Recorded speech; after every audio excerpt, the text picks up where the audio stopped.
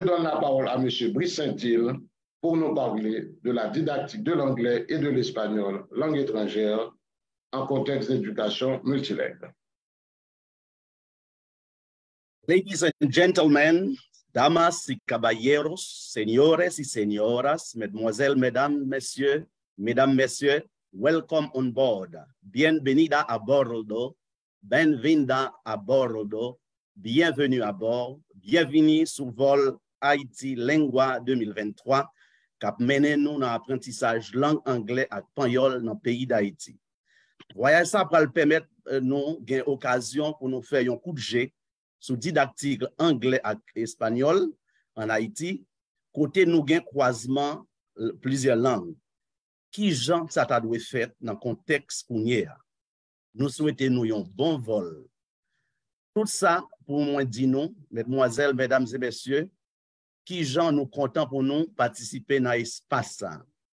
Nous profitons saluer ministre de l'Éducation nationale là, monsieur Nesli Maniga, représentant UNESCO, madame Tatiana Villegas, collègue membre panel nous, collègue Jean-Luc Tondreau, modérateur conférence là, qui jouait un rôle important dans la préparation activité ça. Nous voulons saluer tous leurs collègues professeurs dans la faculté linguistique côté notre travail là dans l'Université de l'État d'Haïti, collègues ONAP, collègues académiques créoles haïtiens, tout invités qui donc tout le monde à la ronde Badek a participé dans le 6e webinaire ça. Nous voulons envoyer un gros coup de chapeau pour le ministère de l'Éducation nationale, pour l'Académie créole haïtienne, pour l'Université de l'État d'Haïti, pour ONAP, pour UNESCO, pour belle initiative de prend pour permettre nous réfléchir, nous discuter ensemble sur le problème d'éducation dans le pays d'Haïti et qui nous ka chercher solution pour nous arriver à un changement tout bon dans le système d'éducation qui doit mener nous dans le changement pays nous et les pays noirs qui c'est Haïti Thomas. Si je nous pral gagner pour nous débattre nous-mêmes, c'est pendant un petit bout de temps, c'est didactique anglais et espagnol, langue étrangère dans le contexte éducation multilingue en Haïti. Nous avons dit pays côté que gagne plusieurs langues qui croisent là-dedans. Langue maman, le créole qui c'est langue maman, français qui est deuxième langue ou bien langue seconde, et puis avec espagnol et anglais qui c'est langue étrangère dans le contexte journée aujourd'hui. Eh bien, l'important pour nous connaître, nous parler de didactique, ça veut dire, là nous dit didactique anglais et espagnol, langue étrangère. Eh bien, il y a des mots pour nous bien entendre nous sous définition, tant que didactique, tant que langue étrangère. Et bien là nous dit didactique, nous voulons dire, c'est ça visait justement pour instruire le monde. Puis ça vient pour avec enseignement qui chita sur la science, ça qui chita sur technique. Là nous dit didactique, tout ça fait nous penser à un autre concept qui est la pédagogie. Si pédagogie a lui-même lié avec pratique dans la salle de classe, tant que relation élève avec élève, relation élève avec enseignant, nous avons dit enseignant avec apprenant, organisation salle de classe là pour faciliter l'apprentissage là. Mais didactique là lui-même, d'après dictionnaire pédagogie, c'est un mot qui sorti dans le grec, didakein, qui veut dire répéter, enseigner, et diskalos, enseignant, moun k'ap répéter. Didactique là, donc, c'est une réflexion sur le mode transmission connaissance. Dans particularité, li intéressé sur question représentation élève difficulté gagné et puis tout qui est stratégie pour nous aider capable de faire face à difficultés ça pour yo capable de continuer l'apprentissage. Et là nous dit langue étrangère, Jean-Ministre a expliqué, eh bien nous capable de dire c'est toute langue dans la langue française nous relais alors ça nous les langues secondes comme français avec importance que langue française occupée dans la société noire, dans la justice, dans l'administration publique, dans l'éducation. Et puis, c'est première langue, c'est-à-dire étrangère, si mon apprendre, bien, donc apprenant apprendre, voilà pourquoi nous les langues secondes. Mais les langues étrangères lui-même, c'est un cours anglais, espagnol, et bien c'est langue que nous apprenons pour nous communiquer avec l'autre nation, avec l'autre peuple sur la terre. Langue étrangère, donc, c'est nous apprendre pour nous capables de communiquer, ou bien pour nous, non seulement à l'oral, mais aussi à l'écrit. En Haïti, français, c'est langue seconde, donc espagnol avec anglais, tant que portugais. Et portugais, nous allons voir ça plus devant, qui a joué un rôle important tout dans le monde là, et qui t'a doué aussi attirer attention nous-mêmes dans le contexte haïtien. Nous devons préciser, là, nous parlons de l'importance anglais-espagnol, et là, collègue UNESCO bien souligné ça dans le terme de référence là, côté que anglais-espagnol joue un rôle très important dans le monde là. Mais nous-mêmes, nous voulons dire, nous devons souligner point ça au début, c'est que sur environ 6500 à 7000 langues qui parlent sur la terre, côté 7 milliards de monde, garçons et femmes à parler sur la terre, eh bien, toute langue, ça va être important. Parce que c'est monde qui parle. Ils constituent une grosse richesse pour question de diversité. Et là, nous félicitons UNESCO qui a fait une grosse promotion pour question respecter, pour diversité linguistique. Donc, il est extrêmement important pour nous souligner ça. Mais tout ça ne doit pas nous empêcher d'admettre que la langue anglaise et l'espagnol doit jouer un rôle important dans la communication internationale. Là, nous prenons l'anglais en particulier. Eh bien, l'anglais, c'est une langue qui est utilisée en pile dans la question de relations commerciales, dans la diplomatie, dans la science, dans la cause aviation. Parfois, même à l'intérieur d'un pays, par exemple au Mexique, si on a voyagé dans plusieurs autres pays, eh bien, les consignes, et en anglais et en espagnol. Ça veut dire que dans la question aviation, eh bien, l'anglais, que ce soit dans quel que soit pays où aller, eh bien, l'anglais joue un rôle important dans la question aviation, dans l'informatique, dans les affaires touristes, dans les médias, dans Internet. Sinon, nous gagnons à peu près plus de 400 millions de monde natifs natals qui parlent anglais. Mais il dit nous avons plus de 2 milliards de monde qui a étudié langue ça dans plus de 118 pays sur la planète là. Donc c'est d'après British Council 2022. Espagnol là lui-même c'est langue officielle 21 pays sur la planète là. Et dans 21 pays ça il y a 19 qui dans Amérique là. Et là nous regardons nous-mêmes en Haïti nous entourés de pays, par exemple, nous regardons la République dominicaine, où nous partageons la Velle, Cuba, Porto Rico, donc juste nous vraiment entourés de pays qui parlent langue espagnole. Donc, il y a un peu plus de 37, alors, il y a plus de 37 millions de monde aux États-Unis. Là, nous parlons au nord de l'Amérique, nous avons anglais, mais à côté de l'anglais, il faut souligner tout. Il y a plus passé 37 millions de monde aux États-Unis qui parlaient espagnol comme langue maternelle.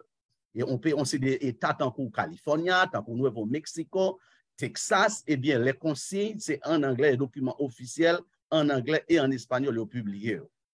Il dit nous avons plus de 900 000 monde qui vivent au Canada et dans un pays nord qui parlaient espagnol également comme langue maternelle. Eh bien, si nous prenons dans le Mexique, eh bien, qui est un pays du Nord, mais en même temps, c'est un gros pays, c'est un pays qui a plus de monde qui parle espagnol dans le monde. Là. Et nous avons au Brésil, par exemple, qui sont un pays brésilien, eh bien, il y a plus de 460 000 monde qui parlent espagnol dans le pays. Ça. Et Philippines, 439 000 monde, toujours d'après British Council, comme natif natal. Donc, deux langues, ça, anglais avec espagnol. Pour nous souligner, c'est 2 dans 6 langues officielles des Nations Unies. Là, nous parlons de langue officielle, nous avons chinois, mandarin, arabe, français, langue russe, nous avons anglais et espagnol. Donc, 2 langues, ça, nous sommes capables de dire anglais et espagnol, c'est 2 dans 10 langues que le monde parle plus dans le monde là, aujourd'hui. Donc, compatriotes nous, qui étaient vivre avant nous, ils ont ouais importance langue ça. Et le ministre a souligné ça dans l'intervention. C'est pour raison ça, il a été inscrit 2 langues tant que matière parmi langues élèves et étudiants haïtiens doivent apprendre C'est comme ça, dans le curriculum école pays d'Haïti, nous joignons deux langues. Et en particulier, dans le curriculum ministère de l'Éducation nationale publié en 1989-90, curriculum ça qui était inspiré dans le cadre pour réforme Bernard, il dit comme ça, dans le cadre option culturelle nationale, enseignement fait jeune dans le pays d'Haïti développer une conscience universelle. Ça doit faire jeune développer une conscience universelle. Études langue étrangère, tant qu'anglais et espagnol, veulent arriver un moyen pour faire ouverture ça sous pays étranger. Dans bail élèves les outils linguistiques nécessaires. Programme langue étrangère visé pour développer la caïgène connaissance et habileté fondamentale qui permettent de communiquer dans la langue parlée et dans la langue écrite à la communauté internationale. Nous devons souligner que depuis le programme ça publié, nous avons un pile d'efforts qui fait dans le pays d'Haïti. Depuis les pile efforts, nous avons un pile changement qui fait, on est capable de dire, dans le paysage noir. Côté que il y a un pile brassage, c'est-à-dire un pile migration vient renforcer dans le pays. Mais nous voyons que apprenant tout, malgré tout, il y a un pile problème pour maîtriser la langue. Parce que la majorité des gens qui ont enseigné la langue, ils ont un problème tout, ils n'ont pas maîtrisé la langue. Il y a un problème enseignant qui n'est pas formé sur question didactique langue étrangère, et qui n'est pas formé sur qui gens doivent gérer salle de classe et pile monde. Et nous voyons que salle de classe, surtout, en pile salle de classe qui a un pile élèves là-dedans. Les bails de salle de classe qui a plus passé 50, 100 élèves, jusqu'à 100 élèves. Et nous joignons tout, disposition matérielle dans la salle de classe, au banc en particulier. Eh bien, il n'y a pas facilité communication élève avec élève, enseignant avec élève. Il y a tout problème matériel didactique, problème pas d'échange qui fait entre élèves avec élèves. Donc, le plus souvent, c'est des professeurs qui viennent faire un cours sous langue, qui viennent parler de grammaire, de vocabulaire, mais qui ne pas enseigner langue lui-même en tant que outil de communication. Donc, ça veut dire que le programme ministère là, eh bien, c'est un programme qui est extrêmement important aujourd'hui pour attirer l'attention sur ça. Eh bien, nous voyons que les parents, ils n'ont pas à impliquer, ils n'ont pas de capacité, ils n'ont pas formé pour encadrer les élèves. Voilà pourquoi il y a une pile de difficultés sur ça. Mais question nous devons poser tête nous, qui gens nous devons enseigner langue ça yo? Qui gens nous arriver à faire journée aujourd'hui côté ministère de l'Éducation nationale, partenaire yo avec un pile acteur dans la société à chercher application une série de décisions qui te prend depuis réforme Bernard dans l'année 1978.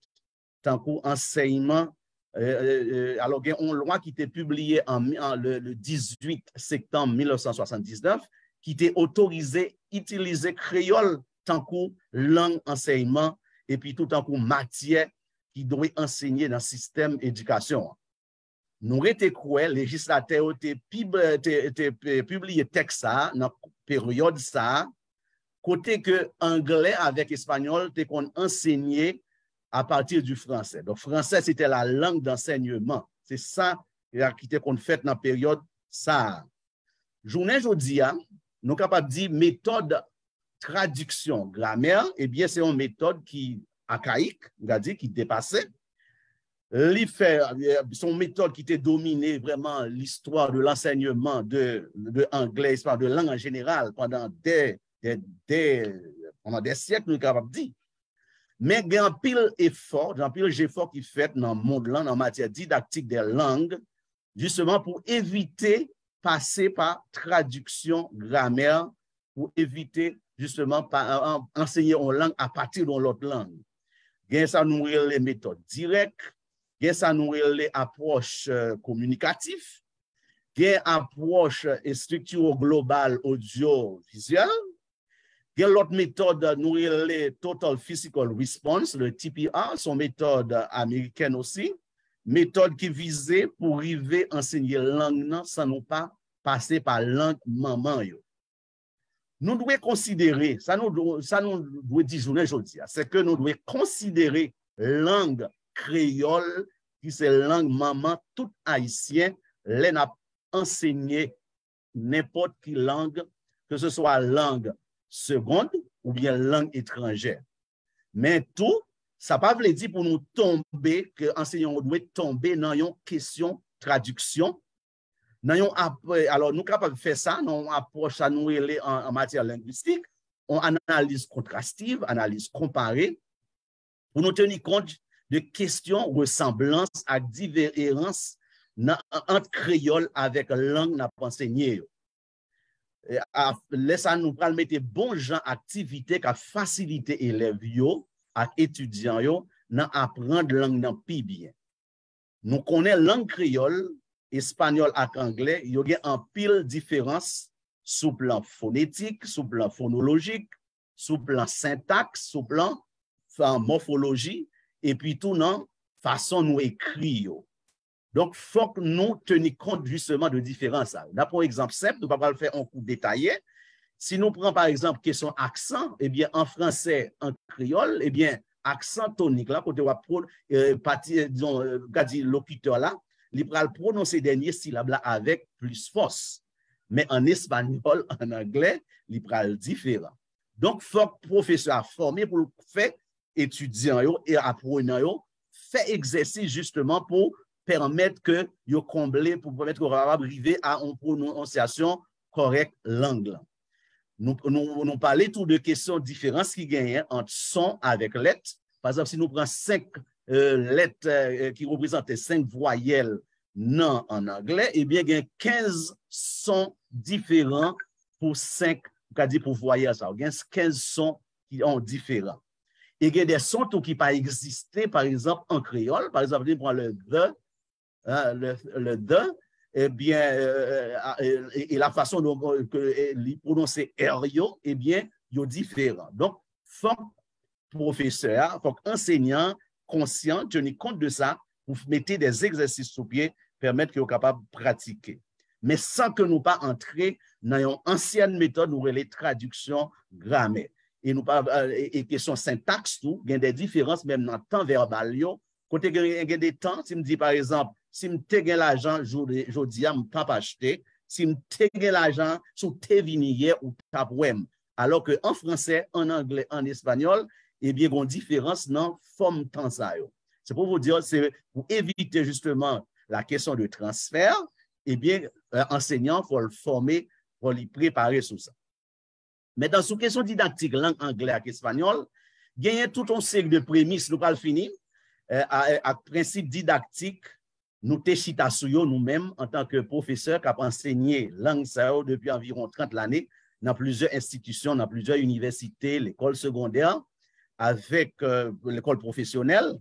Eh bien, le principe, ça est capable d'aider le ministère là, aider chaque enseignant, chaque directeur de l'école, dans qui genre nous devons améliorer enseignement anglais et espagnol, dans le cadre mouvement ça ministère l'a créé pour changer ce système là. Puis premier principe là, c'est mais qui sont formulés, c'est que première fonction langue, c'est communication moun ak moun. C'est pas juste faire un cours grammaire ou soit vocabulaire qui c'est un cours sur langue. Donc c'est pour nous enseigner langue dans contexte, un compte de contexte. Ça c'est très important. C'est la communication moun ak moun. Ensuite, la question interaction. Là, on dit interaction. Bon, toute approche didactique, axée sur ça, c'est une il te reste 60 secondes. On avance. C'est apprenant, enseignant, apprenant. Ça stimule le développement langage et alphabétisation qu'un monde capable d'apprendre. Nous, dans l'environnement, dans le troisième principe là, nous dire que dans l'environnement, côté monde valoriser développement langage et processus alphabétisation, eh bien, apprenant devient plus actif et puis on parle plus.